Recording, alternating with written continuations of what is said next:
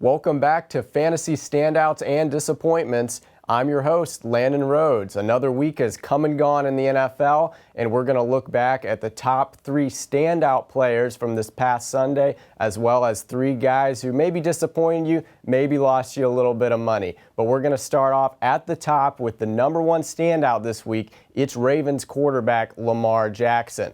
Lamar Jackson's having well-documented contract disputes right now with Baltimore. He seems more determined than ever to prove his worth to that team, both through the air and on the ground. This week, he came in at an $8.2K price tag on Fanduel, and he paid that off majorly with 42.62 Fanduel points. How did he do it? Well, through the air, he was 21 of 29 for 318 yards and 3 touchdowns. And as we know, he's a scrambler as well. 9 rushes, 119 yards, and another touchdown. Outstanding week for Lamar Jackson. And if you started him in your fantasy lineups, you're probably looking pretty good this week. That brings us on to number 2. That's Dolphins quarterback Tua Tagovailoa, who actually led the comeback against the Ravens. So top 2 guys here, both in that game. That was one of those crazy games. We saw a couple comebacks. This was one of them. Both quarterbacks just absolutely lighting it up. Now, Tua, he came in at a cheaper price tag than Lamar did, so you got a little value there if you played Tua over Lamar. Tua came in at 6.8K on Fanduel, scored 40.86. So just a little bit less than Lamar, but at a much bigger savings. So that's a 6 times value there for Tua. 36 of 50, they were having him throw the ball all game as they were losing big early. Threw the ball 50 times, completed 36 of them. 469 yards, 6 touchdowns, and unfortunately 2 interceptions, but we're not going to complain. If you played Tua, that is just incredible this week. Really, really big value there, slightly more value than Lamar. That brings us on to number 3, our final standout from this weekend before we get on to the disappointments.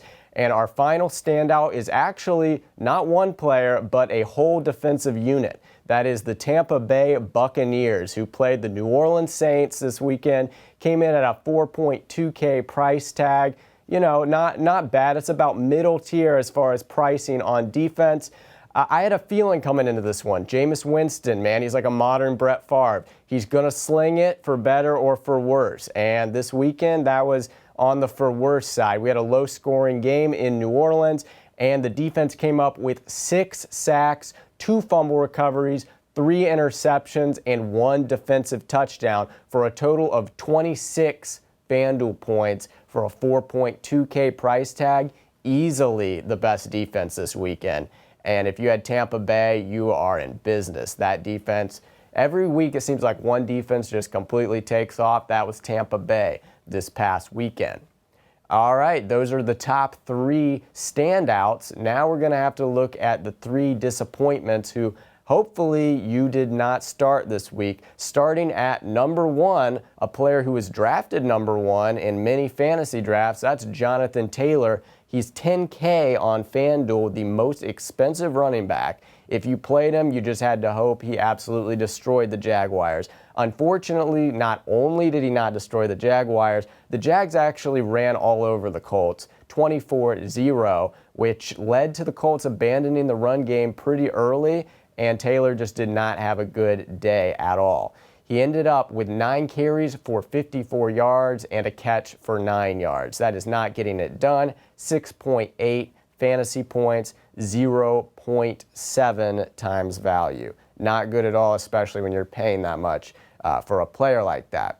Coming in at number 2, it's another running back, this one for the Falcons. It's Cordarrelle Patterson, who really took off last year. He was a bit slept on and then just had a fantastic year last year. And week 1 this year, he was actually pretty good as well, but just did not get it done at all this week as the Falcons took on the Rams. 10 carries, 41 yards.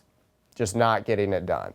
Simply not getting it done by Cordarrelle Patterson. And the Falcons almost had a comeback win, but it's another one of those situations when if you're down big, you're going to abandon the run. And that's exactly what happened with the Falcons. They almost came back through the air, but just not a good situation for Patterson. And he didn't really get involved in the passing game as well. So that's what happened with Patterson. Not good. Moving on to number 3, our final disappointment from this past NFL Sunday. It's going to be also from the Falcons, Kyle Pitts, the tight end. Now in his second year, a lot of people very excited about him when they drafted him in their fantasy drafts this year.